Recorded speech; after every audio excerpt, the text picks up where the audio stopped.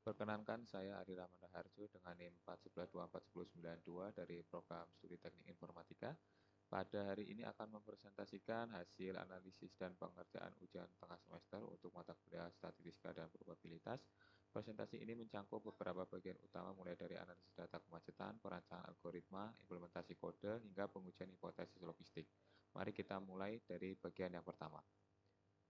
Pada bagian pertama kita melakukan identifikasi terhadap variabel yang digunakan dalam analisis lalu lintas. Di sini kami membaginya ke dalam 3 variabel utama, yaitu ada volume kendaraan dengan jenis data kuantitatif, rasio. Data ini bersifat diskrit karena menunjukkan jumlah unit kendaraan yang melintas per satuan waktu. Yang kedua ada kecepatan rata-rata dengan jenis data kuantitatif rasio juga,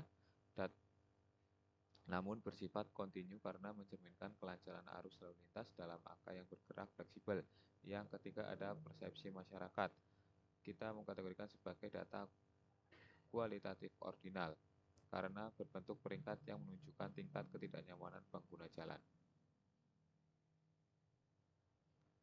Yang kedua ada evaluasi potensi bias dan dampaknya. Sebelum melangkah lebih jauh, kita harus kritis terhadap data yang dikumpulkan. Berdasarkan sumbernya ditemukan 3 potensi bias yang signifikan. Yang pertama ada selection bias CCTV. Karena CCTV hanya mencangkup pusat kota, model ini nantinya akan sangat akurat untuk karya bisnis, namun sayangnya gagal memprediksi kemacetan di jalur penyangga yang sering menjadi titik bottleneck. Kedua, ada sampling bias GPS. Data yang hanya diambil dari pengguna aplikasi ride-hailing cenderung mempresentasikan perilaku pengemudi profesional yang sering lewat rute tikus. Akibatnya kecepatan rata-rata bisa terlihat lebih tinggi atau lebih rendah dari pengguna kendaraan pribadi umum. Yang ketiga ada demographic bias pada survei. Survei yang didominasi usia 20-35 tahun akan mengabaikan keluhan kelompok lansia atau pelajar yang sebenarnya memiliki pola perjalanan berbeda seperti jam sekolah versus jam kantor.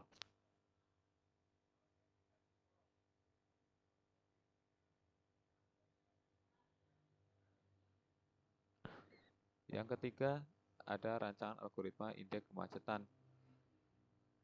Untuk mengatasi perbedaan skala data tersebut, kami merancang algoritma indeks kemacetan atau congestion index atau CI. Langkah utamanya adalah melakukan normalisasi pada ketiga sumber data agar normal pada ketiga sumber data agar berada dalam rentang skala yang sama, yaitu 0 hingga 1.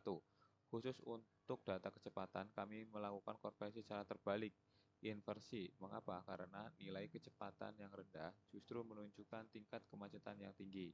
Terakhir, menghitung indeks. Menghitung indeks kemacetan menggunakan metode rata-rata tertimbang, di mana setiap variabel diberikan bobot berdasarkan tingkat akurasi sumber datanya. Yang keempat ada kompleksitas algoritma. Di sini, jika ditinjau dari sisi komputasi, kompleksitas algoritma dikategorikan sebagai 0n atau waktu linear. Hal ini dikarenakan setiap data hanya perlu diproses satu kali saja dalam satu putaran perhitungan.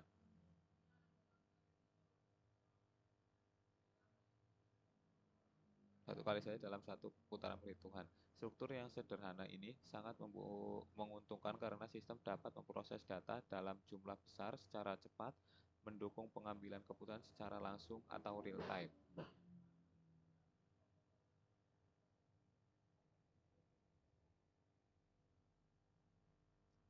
Selanjutnya yang kelima ada implementasi menggunakan kode Python. Berikut adalah kode implementasi menggunakan pustaka NumPy. Di Python, fungsi calculate congestion index menerima input volume, kecepatan, dan persepsi. Dapat kita lihat bersama pada baris ini. Data volume dinormalisikan dengan asumsi rentang 100 sampai 200.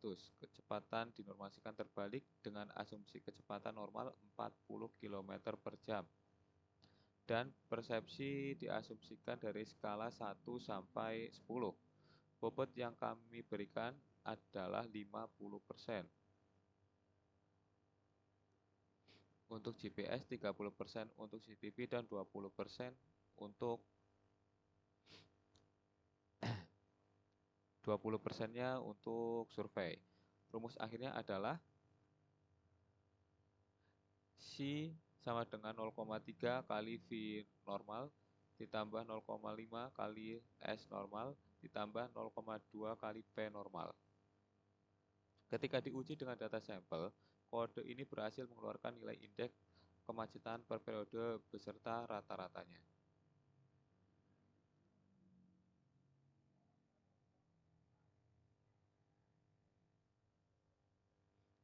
Yang keenam ada interpretasi hasil. Bagaimana cara membaca hasilnya? Indeks yang dihasilkan berada pada rentang 0 yang berarti lancar hingga 1 yang berarti macet total. Berdasarkan tren input data di mana volume naik dan kecepatan turun, nilai CI akan terus meningkat mendekati angka 1. Secara kebijakan, jika rata-rata CI sudah menembus angka lebih dari 0,7, jika rata-rata CI lebih dari 0,7, maka menjadi alarm bagi pemerintah untuk segera melakukan intervensi seperti pemberlakuan ganjil genap atau pengalihan rute. Selanjutnya ada kritik model, apakah robust untuk kebijakan publik? Apakah robust untuk kebijakan publik? Harusnya mengkritisi bahwa model ini belum sepenuhnya robust untuk kebijakan publik. Kelemahannya adalah ketergantungan yang tinggi pada asumsi nilai maksimum dan minimum skalar, serta belum menghitungkan variabel eksternal seperti faktor cuaca buruk atau kecelakaan. Saran perbaikan ke depan adalah perlunya integrasi data dari sensor infrastruktur statis di luar pusat kota serta penerapan teknik data fusion yang lebih lanjut seperti fusi logik untuk menekan dampak bias dari survei maupun GPS.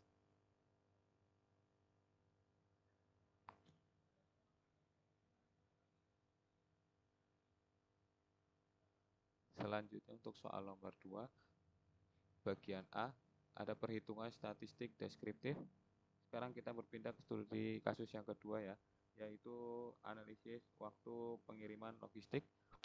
Dari pengelolaan data sampel ditemukan metrik deskriptif sebagai berikut. Min rata-rata berada pada di angka 0 di angka 6,1 dan membaginya menjadi jumlah sampel 10. Median atau nilai tengah berada di angka 3,5 hari.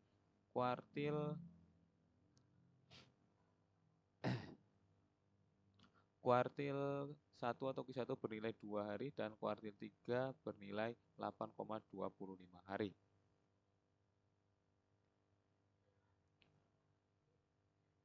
Selanjutnya yang B, analisis bentuk distribusi. Berdasarkan angka-angka statistik tersebut, kita bisa menganalisis bentuk distribusinya. Pertama, terjadi positif skeunis atau miring ke kanan. Hal ini berbukti karena nilai min 6,1 jauh lebih besar daripada median 3,5. Ini mengindikasikan adanya ekor panjang di sisi kanan akibat beberapa data bernilai ekstrim. Yang kedua, dari sisi kurtosis atau keruncingan. Distribusinya bersifat leptokurtik, artinya data memiliki puncak yang relatif runcing pada angka pengiriman rendah, yang berarti mayoritas cepat namun memiliki ekor yang sangat tebal, yang menegaskan keberadaan pencilan atau outlier. Selanjutnya, untuk mengidentifikasi pencilan tersebut secara ilmiah, kami merancang algoritma deteksi outlier menggunakan metode IKR. Langkah 1, menghitung Nilai interquartile range atau IQR yaitu Q1 yaitu Q3 min Q1 yang dalam kasus ini bernilai 8,25 dikurang 2 menjadi 6,25. Langkah kedua menetapkan batas atas deteksi penggunaan rumus. Batas atas sama dengan Q3 ditambah 1,5 kali IQR sehingga didapat nilai 17,625. Langkah ketiga memfilter data. Hasilnya ditemukan bahwa data pengiriman 20 hari resmi menjadi outlier karena melebihi batas tersebut. Sementara angka 15 hari berada tipis di bawah ambang batas.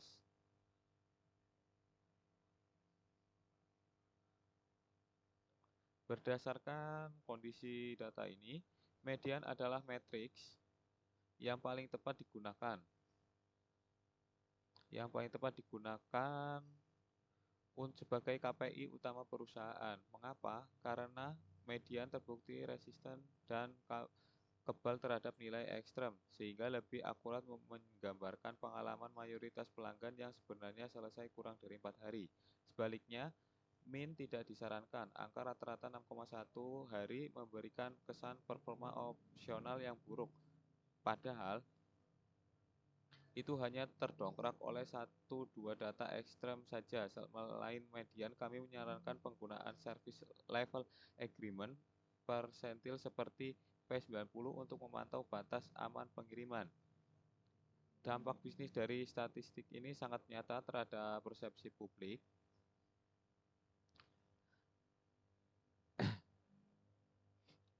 Terjadi ketidaksesuaian ekspektasi walaupun mayoritas pengiriman cepat. 1 atau 2 kasus ekstrem adalah boom waktu di media sosial di platform seperti TikTok atau X. Satu kegagalan ekstrem memiliki efek viralitas yang jauh lebih merusak citra startup dibanding ribuan testimoni sukses jika manajemen hanya menutup mata dan melihat nilai rata-rata mereka akan gagal menyadari risiko sistemik ini.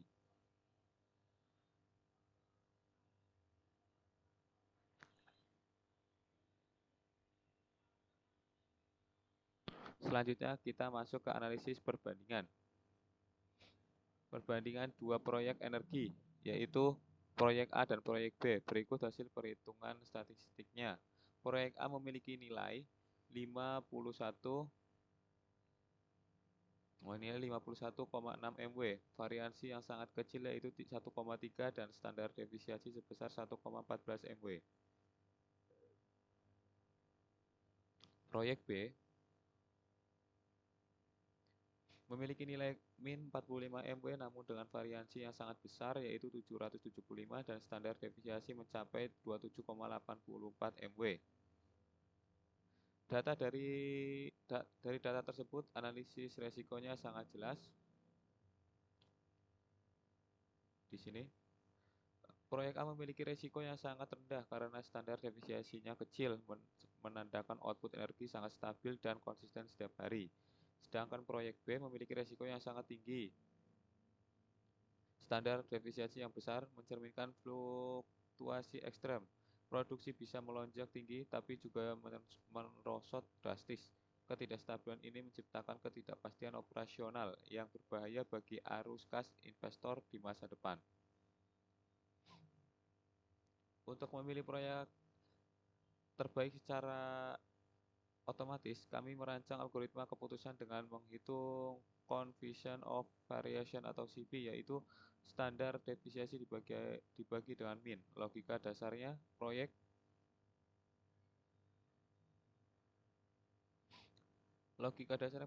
dengan nilai CV terkecil adalah yang terbaik karena menawarkan stabilitas tertinggi per unit output. Algoritma ini sangat efisien dengan kompleksitas waktu ON.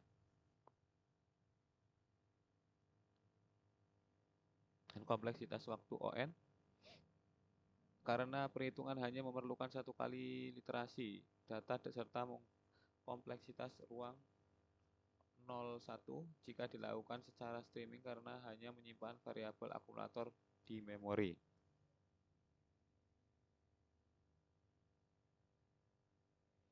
rekomendasi akhir saya Proyek A sangat disarankan bagi investor yang mengutamakan keamanan modal dan kepastian hasil. Proyek A terbukti lebih unggul baik dari performa rata-rata, energi yang lebih tinggi, maupun risiko kegagalan sistem yang jauh lebih minim. Proyek B tidak direkomendasikan kecuali untuk investor spekulatif dengan toleransi risiko yang sangat tinggi.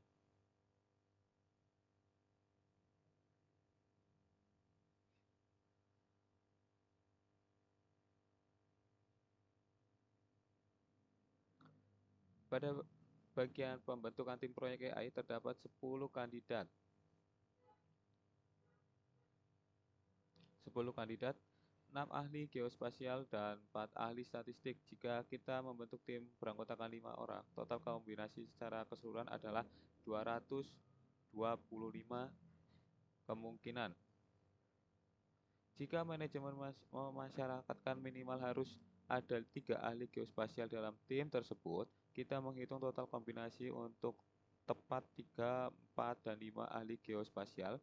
Setelah dijumlahkan ada 186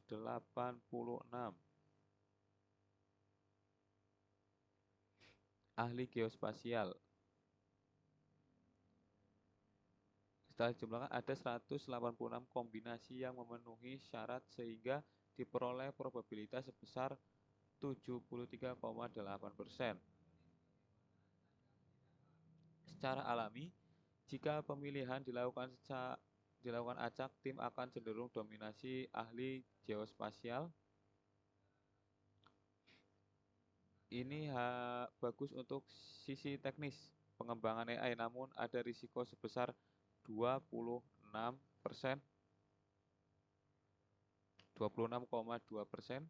Tim akan kekurangan ahli statistik yang bertugas memvalidasi model. Strategi terbaik yang saya sarankan adalah menetapkan kuota minimum bagi ahli statistik sejak awal proses rekrutmen demi menjaga keseimbangan kualitas.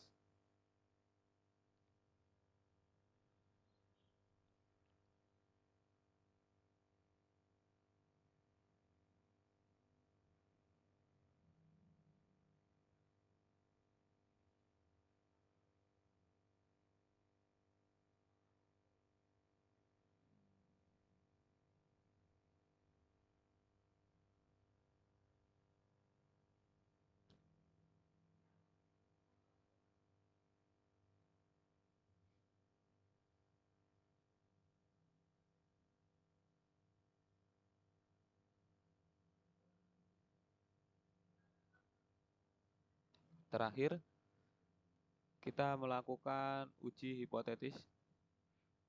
Untuk soal nomor 5, yang terakhir, kita melakukan uji hipotesis terhadap klaim perusahaan yang menyatakan pengiriman mereka di bawah atau sama dengan 5 hari. H0 versus keluhan publik yang menyatakan lebih dari 5 hari. HA, lebih dari 5. Dari 7 data sampel, didapat rata-rata 6,86 hari dengan standar defisiensi 1,35 hari. Melalui uji t-test satu sampel dengan alfa sama dengan 0,025, nih 0,05, didapatkan nilai sebesar 3,64 yang jauh lebih besar dari T-tabel yaitu 1,943. Keputusannya adalah tolak H0. Nilai p-value yang di bawah 0,01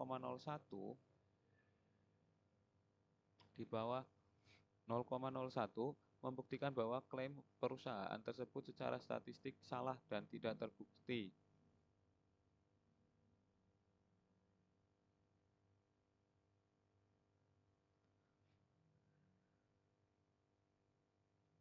Secara bisnis, perusahaan harus segera menghentikan klaim pemasaran tersebut karena bisa dianggap pembohongan publik, lalu segera melakukan audit logistik. Namun secara ilmiah, saya mengkritisi bahwa jumlah sampel yang hanya 7 data terlalu kecil dan tidak melibatkan faktor eksternal seperti cuaca. Untuk kebijakan besar, disarankan pengujian ulang dengan sampel acak yang jauh lebih besar. Demikian presentasi hasil pengujian UTS Statistika dan Probabilitas ini saya sampaikan. Seluruh analisis data dan rancangan algoritma ditunjukkan untuk menghasilkan keputusan yang objektif dan berbasis data. Terima kasih atas perhatiannya. Sekian dari saya.